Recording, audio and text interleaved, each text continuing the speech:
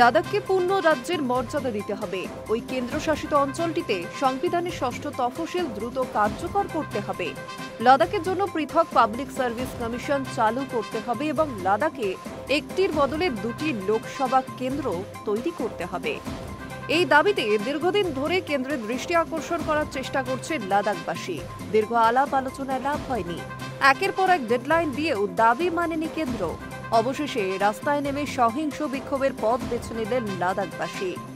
রাজ্যের মর্যাদা সহ একাধিক দাবিতে লেতে বিক্ষোভ স্থানীয়দের। পুলিশের গাড়ি লক্ষ্য করে ছোড়া হলো পাথর, একাধিক পুলিশ ভ্যান জ্বালিয়ে দেওয়া হয়েছে। এমনকি বিজেপি দফতরেও ভাঙচুর হয়েছে।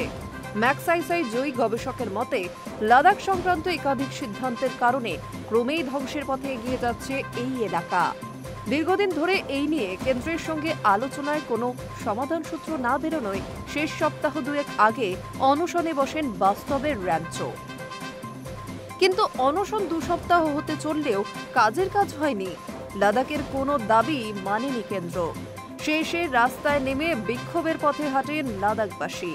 বুধবার লাদাখে ধর্মঘট ডেকেছিল নাগরিক সমাজ। সেই ধর্মঘট সফল করতে এদিন সকাল থেকে লেট রাস্তায় বিক্ষোভ দেখানো শুরু করেন শয়ে শয়ে মানুষ। পুলিশ তাদের বাধা দিলে বিক্ষোভ সহিংস রূপ নেয়। কাশ্মীরে একসময় যে ছবি স্বাভাবিক ছিল, সেই পাথর ছোড়ার চেনা ছবি বুধবার দেখা গেল লাদাখের রাস্তায়। ভাঙা হলো বিজেপির পার্টি অফিস, আগুন জ্বলল একাধিক পুলিশ ভ্যানে।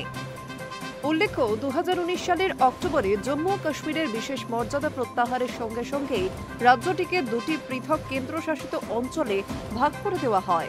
একটি জম্মু ও কাশ্মীর এবং অপরটি লাদাখ। দুই কেন্দ্রশাসিত অঞ্চলে রাজ্যের মর্যাদা ফেরানোর দাবিতে বিক্ষোভ চলেছে গত প্রায় বছর 3। তবে এই ধরনের সহিংস আন্দোলন এই প্রথম। High news network.